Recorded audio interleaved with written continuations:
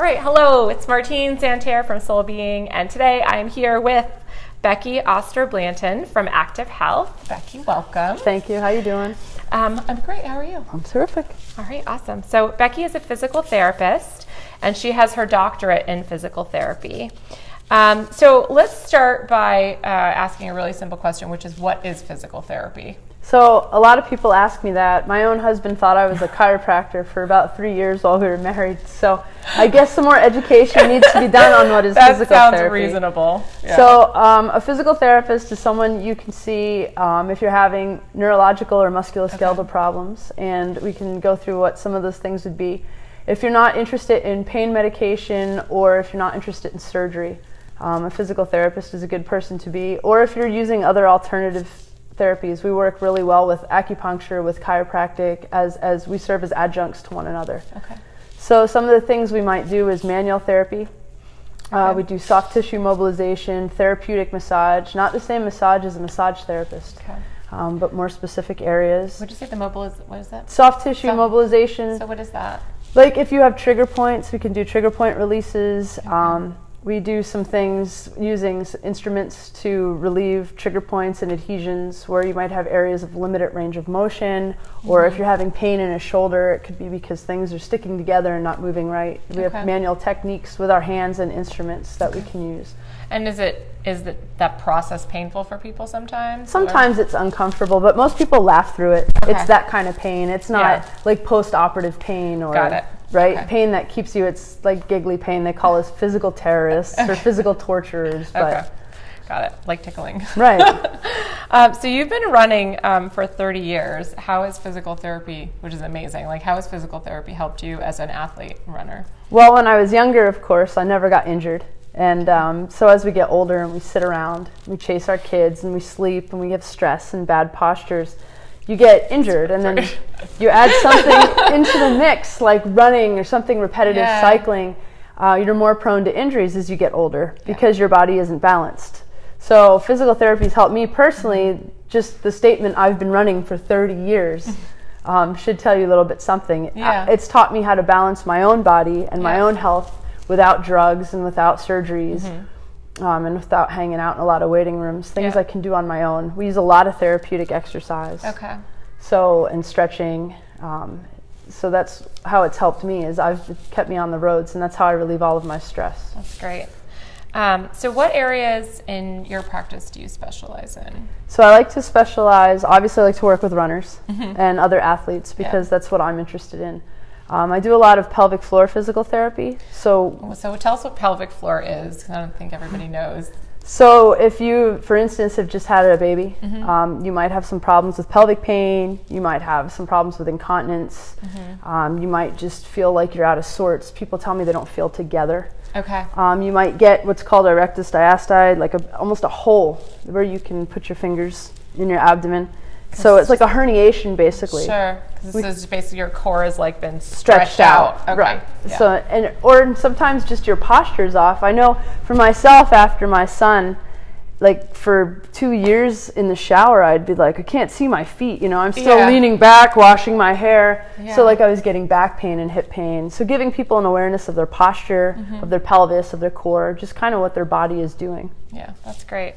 Anything else? Those are pretty the main things. Back pain all by itself is, we see a lot of people with back pain. So if you have back pain, you could have had it for 3 months or 30 years. Maybe you've had shots, maybe you've had surgery, you've been to the chiropractor and tried all kinds of treatments. We have some tricks up our sleeve. That sometimes when other therapies or medicine hasn't worked, we can solve the problem with our approach. Great. And so when you work with people, what's the usually, how often do they have to come see you?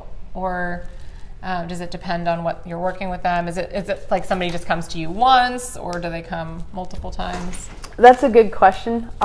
It depends on the person and also what their problem is. And the other thing it depends on is how athletic they are, how in tune with their body they already are. I tell a lot of people, at least for the first week or two, to try and come 2 to 3 times. Because a lot of what we're doing is retraining the body. We're retraining how it responds to pain, how we're retraining it to not feel pain the same. We're retraining posture.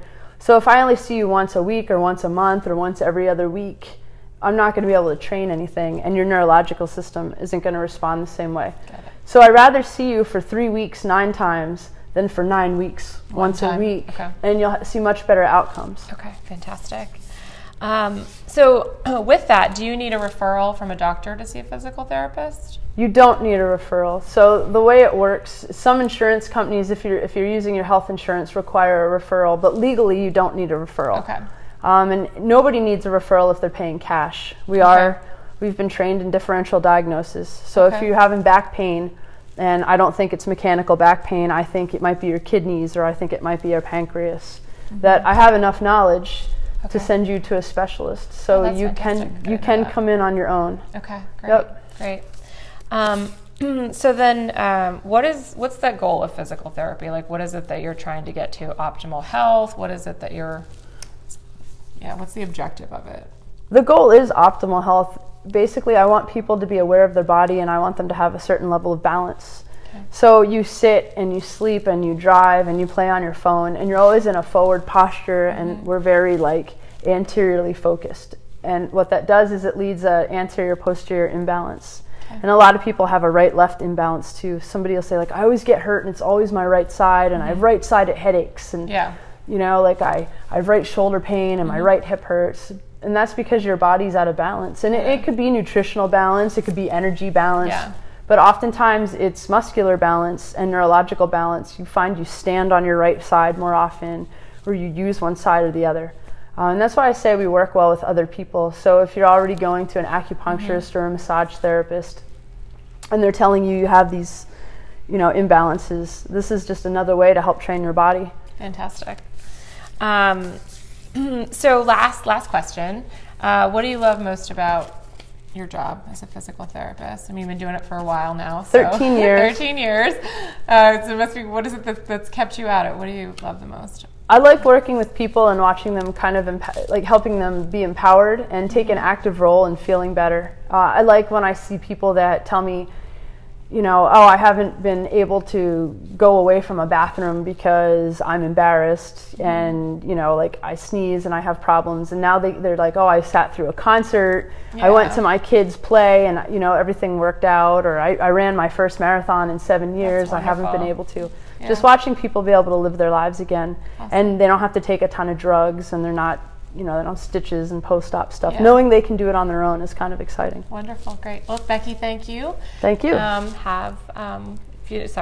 blah. To get in touch with Becky Oster-Blanton, visit us at soulbeing.com. Thank you. Have an amazing day. Bye-bye.